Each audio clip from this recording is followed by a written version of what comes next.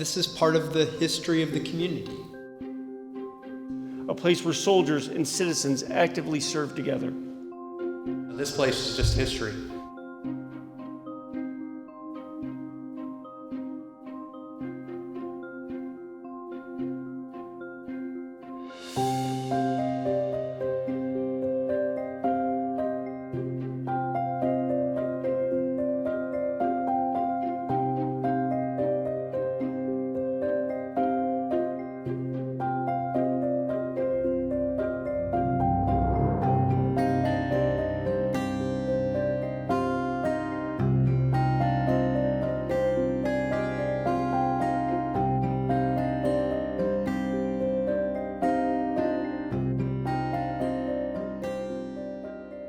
As the mayor of Athens and standing here with the First Lady of Athens, Connie Patterson, Associate Dean for the Patton College of Education, the groundbreaking was 2 years ago, which is hard to believe, and now to be here for the ribbon cutting of the Armory, it's truly, truly a transformation, which sounds cliche, but it's not. You know, you have to come down to the Armory, come and check it out. It has completely been retransformed into a community space, but also a place where people can get off their kitchen tables if they're working remotely and come to a space that serves as a co-work, share work space.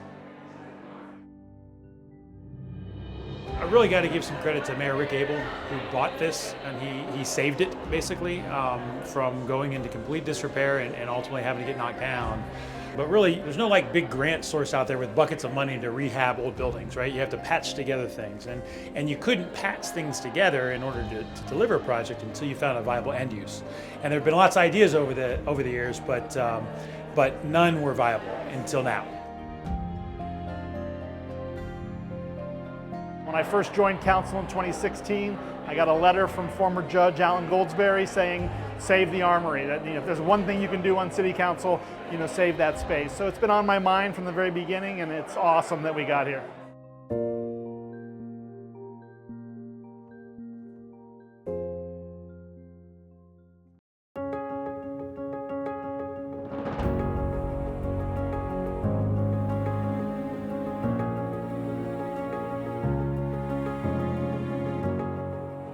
This Armory, I have heard so many stories, from boxing matches or smokers to dog shows to dog training to rummage sales to dances. A lot of our older citizens reminisce about there being dances in this space that the Ohio Guard would have opened up the drill floor to have something like that. So it's so enjoyable to hear all these stories. It really kind of puts together the quilt that is the city of Athens, the fabric that pulls us all together as a community, and to know that those things can happen again, that we can have dances in here again, we can have performances in here again.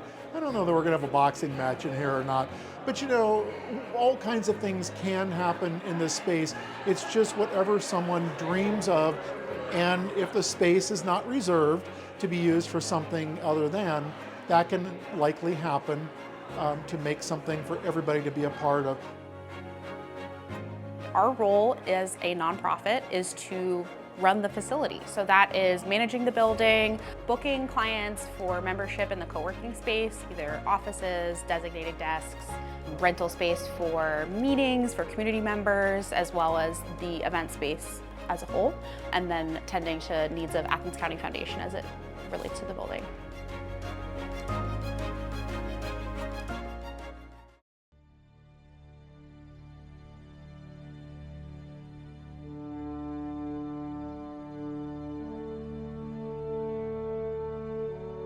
The way that this community embraces the veterans that have walked through these halls. Think about that, 111 years of soldiers coming through this facility, whether it was infantry units, field artillery units, and finally air defense units, have walked through these halls. Very esteemed people that served in the European theater in World War I, the Pacific theater in World War II, are all going to be honored by your revitalization of this facility, of your embracing of community, of your looking toward the future, and to embrace the ability to take this facility and make it something the entire community can benefit from. You have to think back that this building its doors were open at a point in time when the Great War was taking place, World War I. There were soldiers who came out of this space, who served with the Ohio Guard, who were federalized and went over to serve World War II, Korean War, Vietnam. So this building is steeped in military history and military legacy, and so we're able to honor that too with a grant that we received from the state legislature to make sure we can put in place the correct and proper recognition of military members who have served. It's important to me as a National Guardsman, as well as an employee of the city of Athens, that this historic asset that belongs to the city can be repurposed, and not only for economic development, but also for celebration of its history and service to the Ohio National Guard soldiers that came through here. There is a National Guard historian, there's a history office, and we worked pretty extensively with them when it came to the Hall of Honor concept and the work that Southeast Ohio History Center is doing to curate the exhibits that will be open to the public here in the building.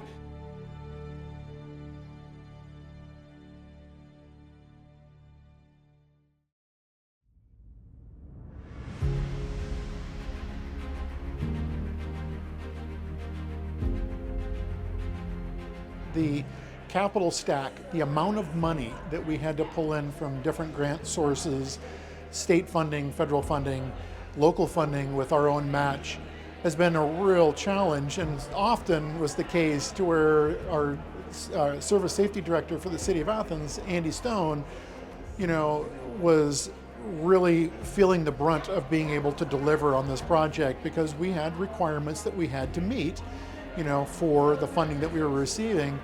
But at the end of the day, the way I operate as the mayor of Athens, it's a team. It's a full-on team to where Andy's part of that team, Andrew Chicky, Deputy Service Safety Director, is part of that team, the auditor and the deputy auditor are part of that team, City Council is part of that team at the end of the day. So, it was really one of those things where we all leaned in together. It wasn't like anybody sitting there top down, this is how we're going to do things, need to get this stuff done. It was, where do we need to make some pivots? Where do we need to make some modifications? Who do I need to call as the mayor? Andy, who do you need to call to make sure that we are able to effectively get this project across the finish line and on time, which was a tall order to do since we were dealing with American Rescue Plan dollars from the state as a big contributor to this project, but we did it. Again, it was just all hands on deck, and teamwork is how you get it done. It's those meetings that don't happen in public, but are meetings with the mayor and his staff, where you hear a lot of the background about how all the hoops we have to jump through to get this done. And we're here, and that's great, but it really takes everybody kind of working together with this vision and doing everything we need to do to get there. Andrew Chicky has been really thoughtful and honest with me about this project is important and this is how we have to care for it together. And working with Mayor Patterson and Andy Stone has been just an interesting perspective on all the things that I see from the outside functioning in the city, and being a part of it is like a completely different story.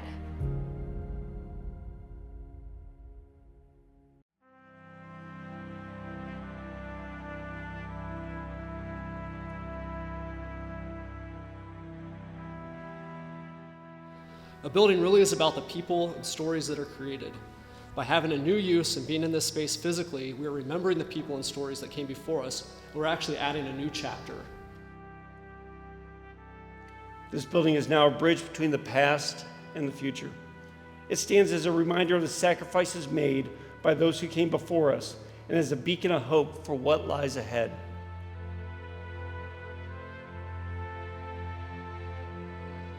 I became mayor in 2016, and it was at that point where I sat down with our city planner, Paul Logue, who had been the city planner since 2008 under the previous administration, and really, looked in this space, walked through this space, and always going, we've got to repurpose this building. we have to. It was being used for cold storage. There was old paper records that were literally rotting away in this building.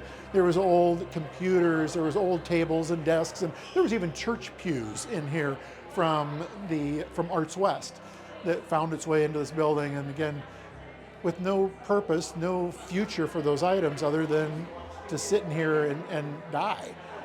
And then COVID hit. And it was with COVID that it kind of really struck us at that point in time. It's like, wait a minute, everyone's having to work remotely. Wouldn't it be great if we could create a co-work, share workspace kind of environment to where people could work elsewhere, but also with the drill floor, the sweet spot in the city of Athens is having a small conference or reception venue or musical performances in that 250 seat range. And so we said that could still be used for that purpose. And then also maybe having an anchor tenant, such as the anchor tenant we have now, which is the Athens County Foundation. And then we just started looking for funding. And unfortunately, Paul Logue passed away several years ago. But it was with his passing and the work that he did with me in this amazing space that it was like, I've got to continue to honor Paul because he was there all along the way and blue skying it as much as I was blue skying it. So it's just so enriching to know that we're going to name the great space here after a moniker that I mentioned during his celebration of life, which was, I can't rename the city of Athens Logueville, but if I could, I would. And so it'll be the Logueville Great Hall that is the performance conference space behind me.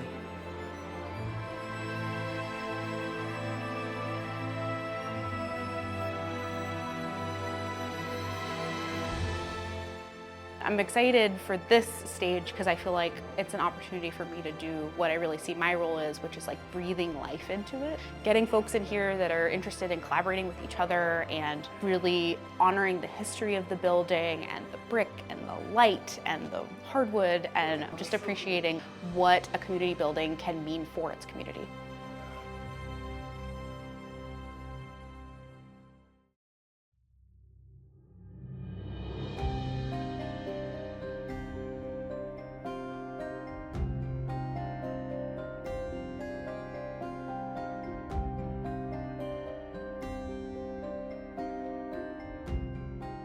As someone who's been around a lot of armories across the state in various roles in the National Guard, I know that they are solid buildings. Now, they may need a lot of upkeep and care and renovation, but their bones are very solid. And certainly this one, built out of clay, mined from this site, where the clay mine was, right at this spot, is absolutely a solid structure that's going to last another 100 years. We're sure of it.